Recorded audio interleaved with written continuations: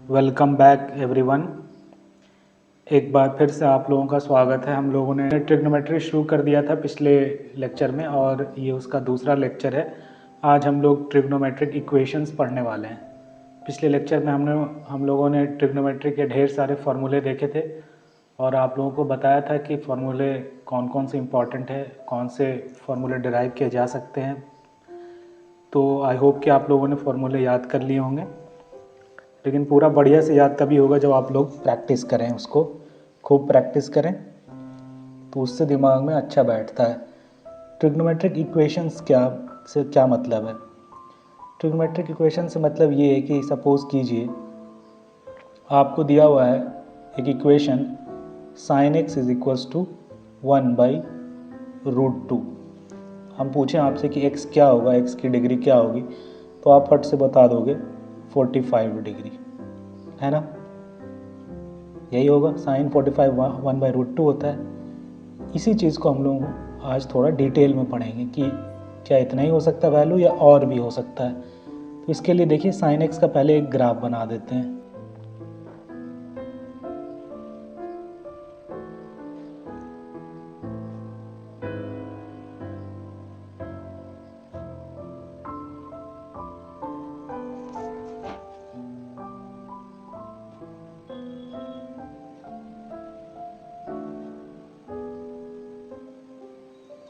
तो ये आपका साइन एक्स का ग्राफ है ना?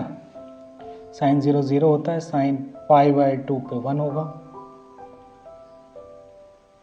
और ये रिपीट होता रहता है। 0 से 2π वाला पोर्शन रिपीट होता रहता है।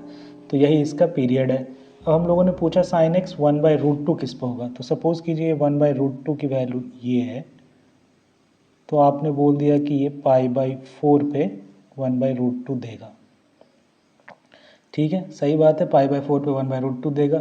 लेकिन अगर 1/√2 से पास करने वाला एक मैं हॉरिजॉन्टल लाइन बनाता हूँ एक्स एक्सिस के पैरेलल, है ना, तो ये साइन ग्राफ को बहुत जगह कट करेगा। यहाँ भी कट कर रहा है, तो इस पर भी √2 दे रहा है 1/√2, इस पर भी 1/√2 दे रहा है, इस पर भी 1/√2 दे रहा है, इस पर भी 1/√2 दे रहा है और इस पर भी 1/√2 दे रहा है। ऐसे ही चलता जाएगा, यानी ऐसे इन्फानाइट पॉइंट्स मिलेंगे जिस पे साइन एक्स जो है 1/√2 दे रहा है।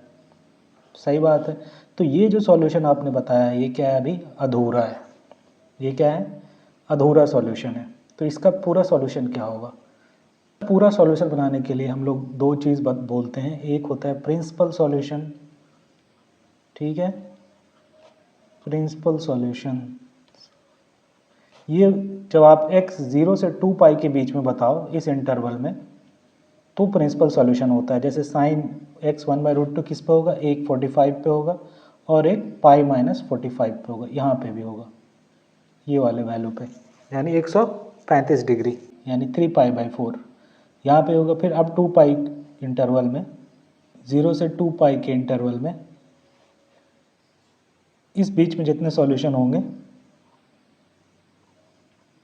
0 से 2π के बीच में, ये आपका क्या होगा? ये होगा प्रिंसिपल सॉल्यूशन। और यहाँ पे प्रिंसिपल सॉल्यूशन दो होगा, π/4 45 डिग्री और 135 डिग्री। साइन 135 डिग्री भी क्या होगा? 1/√2। तो ऐसे सॉल्यूशन को हम लोग बोलते हैं प्रिंसिपल सॉल्यूशन।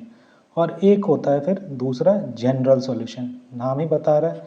इसमें आप नंबर लाइन पे जितने भी पॉसिबल सॉल्यूशंस हैं सारे आप बताओगे।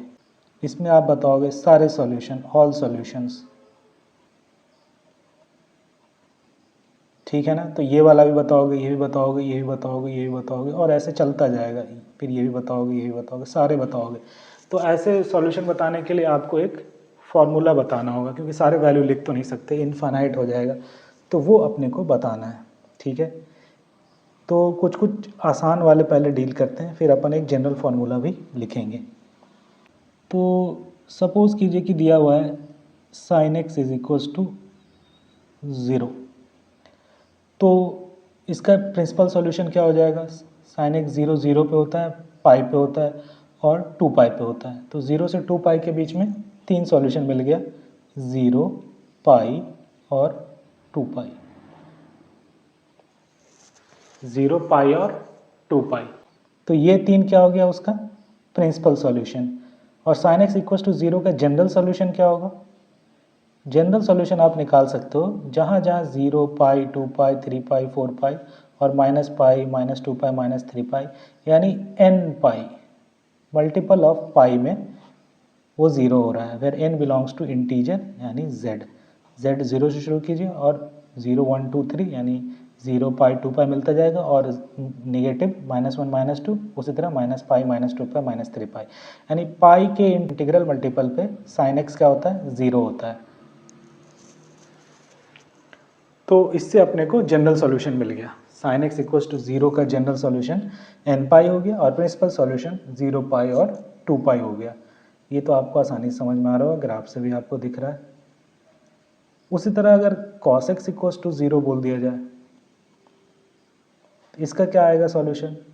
इसका आता है पाई by to cos pi by to 0 होता है और एक और आ जाएगा 3 पाई बाई टू पे भी 0 होता है कॉस। तो ये आपका हो गया प्रिंसिपल सॉल्यूशन। और इसका जनरल सॉल्यूशन क्या होगा? cos x 0 कब होता है? Odd multiple of pi by two पे यानी 2n plus 1 into pi by two where n belongs to integer. तो ये 2n प्लस 1 ऑड हो गया, तो odd multiple of pi by two पे cos x 0 होगा, है ना। ये क्या हो गया? cos x का जनरल सॉल्यूशन हो गया। cos x का भी एक बार ग्राफ देख लीजिए।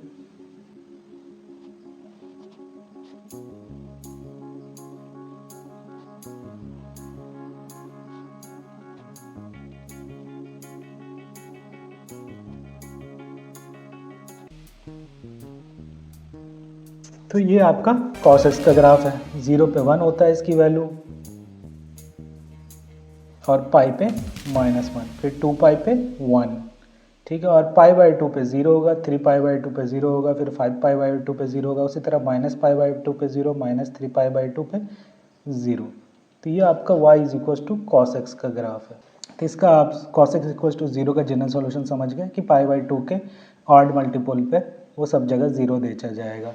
उसी तरह अगर cos x इक्वल्स टू कोई पूछ दे भैया cos x इक्वल्स टू 1 पे बताओ कि क्या सॉल्यूशन होगा, तो 0 पे 1 है, 2 पाई पे भी 1 है, तो प्रिंसिपल सॉल्यूशन इसका 0, 2 पाई हो गया, है ना। और जनरल सॉल्यूशन क्या होगा? तो 0 पे 1 है, 2 पाई पे 1 है, फिर 3 पाई पे -1 है, 4 पाई पे 1 है और फिर माइनस पाई पे -1 है, -2 पाई पे फिर +1 है। तो +1 कहाँ दे रहा है? इवन मल्टीपल ऑफ पाई पे where n belongs to integer. तो जब इवन मल्टीपल ले रहे हैं 2 4 0 2 4 6 8 और -2 -4, तो cos x क्या दे रहा है? 1 दे रहा है और वही -1 देगा ऑड मल्टीपल ऑफ पाई पे। तो ये सब जनरल सॉल्यूशन है जो अपन आसानी से देख के बता सकते हैं, है ना। अब हम लोग एक जनरल इक्वेशन लिख के सॉल्यूशन लिख देते हैं हम लोग। जैसे सपोज कीजिए sine x equals to sine alpha आया है, ठीक। तो एक्स की वैल्यू क्या होगी? तो एक्स आपका हो जाएगा n पाई प्लस -1 की power n alpha where n belongs to integer. ये आपका जनरल सॉल्यूशन का फॉर्मूला हो गया। उसी तरह अगर cos x equals to cos alpha हो जाए तो आप x इक्वल्स टू लिखोगे 2n pi plus minus alpha where n belongs to integer. ये cos का जनरल फार्मूला हो गया। और एक tan x का, tan x इक्वल्स टू अगर tan अल्फ़ा हो जाए किसी नोन एंगल अल्फ़ा पे तो x क्या आएगा? ये आएगा n pi plus alpha where n belongs to integer. ये तीसरा स्टेप हो गया। तो यही 3 फार्मूला आपको रटना है, साइन एक्स, कॉस एक्स और टैन एक्स का, है ना।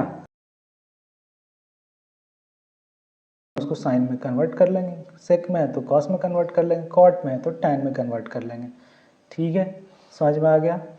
ये फार्मूला है, इसको याद रख लेना है, ठीक है।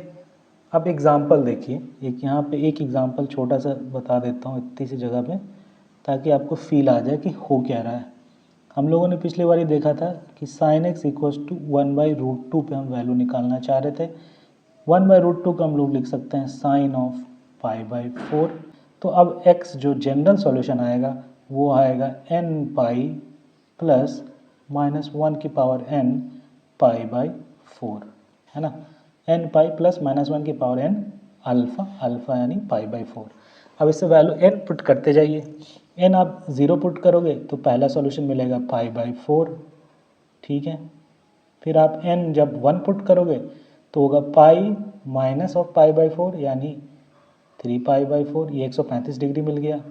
उसके बाद फिर n की वैल्यू 2 पुट करोगे तो 2 पाई प्लस पाई बाई 4 यानी 9 पाई बाई 4, है ना। 2 पाई प्लस पाई बाई 4, ये कहाँ से आ रहा था 2 पाई, और ये पाई बाई 4 थोड़ा सा और आगे, ये 2 पाई प्लस पाई बाई 4, तो ये सॉल्यूशन मिल गया n इक्वल्स टू 2 पे, ठीक है। उसी तरह n इक्वल्स टू -1 पे ये सॉल्यूशन मिल जाएगा। ये क्या है, माइनस पाई है, माइनस पाई में पाई बाई 4 और घटा देना है, यानी माइनस पाई बाई 4 यानी -5 पाई बाई 4 आ जाएगा। इसमें -1 पुट कर देते हैं तो माइनस पाई और प्लस -1 की पावर -1, ये -1 ही हो जाएगा, तो माइनस पाई बाई 4, तो ये आ गया -5 पाई बाई 4। तो ये आपका जनरल सॉल्यूशन दे दिया इसने। तो ये आपको ये ध्यान रखना है कि जो वैल्यू है उसको साइन ऑफ अल्फ़ा लिखेंगे। आप अल्फ़ा कुछ भी ले सकते हो, यहाँ पे आप 135 डिग्री भी लिख दो, या साइन पाई बाई 4 के बदले साइन 3 पाई बाई 4 भी लिख दो, तो वैल्यू सेम ही आएगा सारा का सारा, वो आपस में एडजस्ट हो जाएगा, ठीक है। तो ये आपको जनरल सॉल्यूशन याद रखना है, यही जनरल सॉल्यूशन होता है ट्रिग्नोमेट्रिक इक्वेशन का। और प्रिंसिपल सॉल्यूशन इसी जनरल सॉल्यूशन से निकल जाएगा, वो सारे n पुट करना है ताकि वैल्यू आपकी 0 से 2 पाई के बीच में रहे। n ऐसे पुट कीजिए जिसमें 0 से 2 पाई के बीच में वैल्यू आए, तो वो क्या बन जाएगा आपका प्रिंसिपल सॉल्यूशन। तो यही ट्रिग्नोमेट्रिक इक्वेशंस हैं, ठीक है। तो आज के लिए आप लोगों को इतना ही पढ़ाना था, ट्रिग्नोमेट्रिक इक्वेशन भी समझ में आ गया होगा। तो आज के लिए इतना ही, थैंक यू। जिन लोगों ने इस चैनल को सब्सक्राइब नहीं किया प्लीज़ इसे सब्सक्राइब कर लें और अपने दोस्तों के साथ शेयर भी करें, ताकि मैं इसी तरह वीडियो बनाता रहूं। और आप लोगों को वीडियो में कुछ सजेशंस हैं तो वो भी आप कमेंट्स में लिखिए ताकि मैं उसे इनकॉर्पोरेट कर सकूं। तो थैंक यू।